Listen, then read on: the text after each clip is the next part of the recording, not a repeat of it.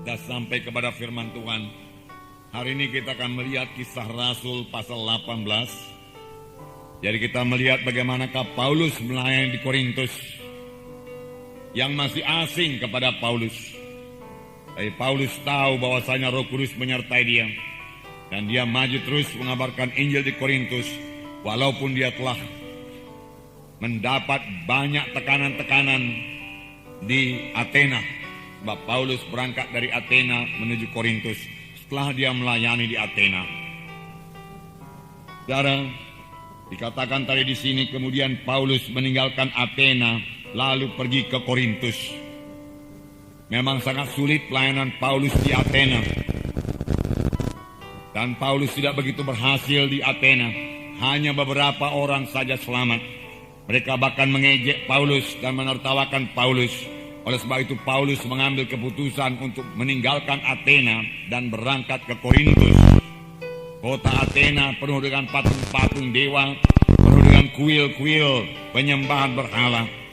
Dan Athena ini juga banyak ahli-ahli falsafah yang sangat bangga dengan filsafat-filsafat mereka.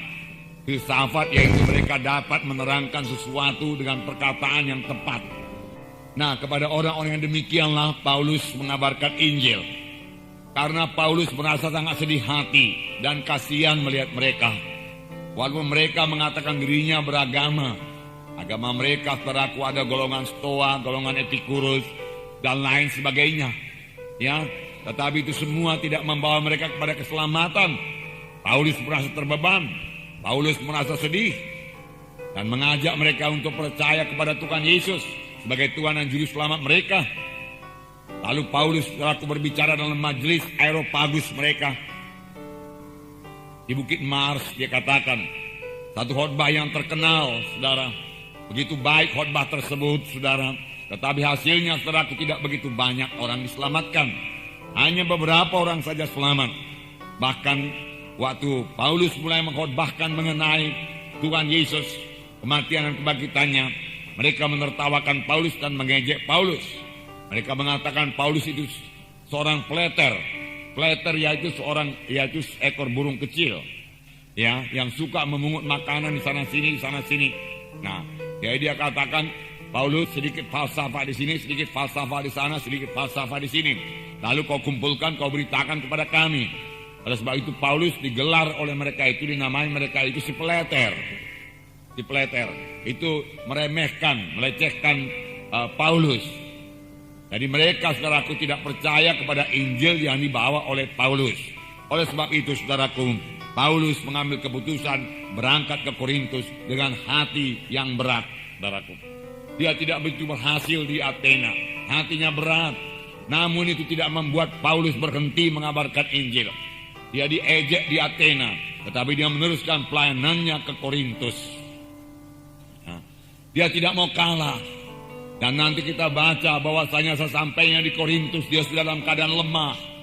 Sampainya di Korintus dia sangat takut untuk gagal kembali. Jadi dia mengabarkan Injil pada mulanya seorang diri saja di Korintus. Padahal Korintus kota yang besar, kota perdagangan pada waktu itu. Penduduknya kira-kira 400.000 jiwa.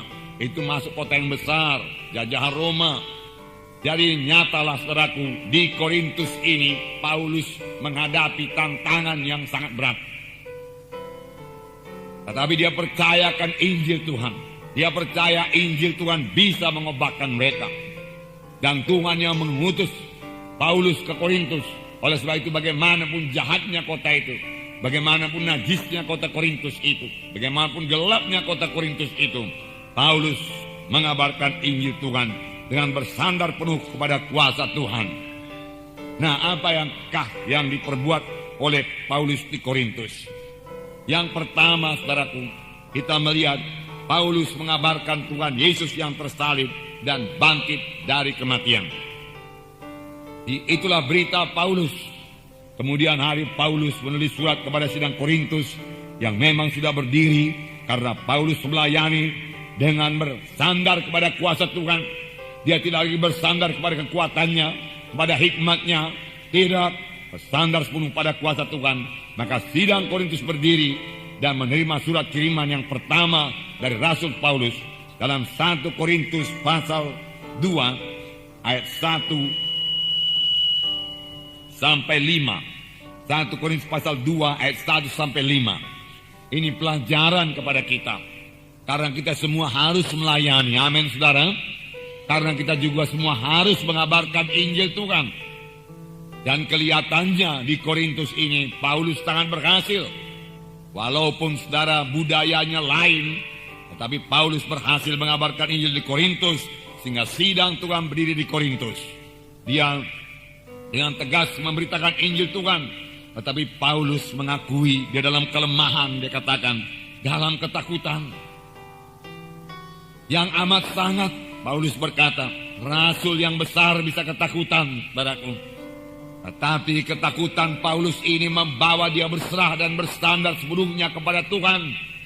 Dia tidak mau gagal lagi sebagaimana dia gagal di Athena. Dia mau orang-orang di Korintus diselamatkan Tuhan. Dia bersandar sepenuhnya kepada Tuhan. Dia katakan, aku tidak memakai kata-kata indah. Aku tidak mau memakai kata-kata hikmat manusia. Tidak. Itu kutinggalkan. Aku telah memakai kata-kata manusia, hikmat manusia, untuk mengimbangi ahli-ahli falsafah di Athena. Tapi hasilnya minim sekali. Tetapi di Korintus dia mengubah segalanya. Aku tidak mau memakai perkataan-perkataan hikmat manusia. Aku pakai perkataan Tuhan yang hidup. Dia katakan, untuk menyampaikan kesaksian Allah kepada kamu.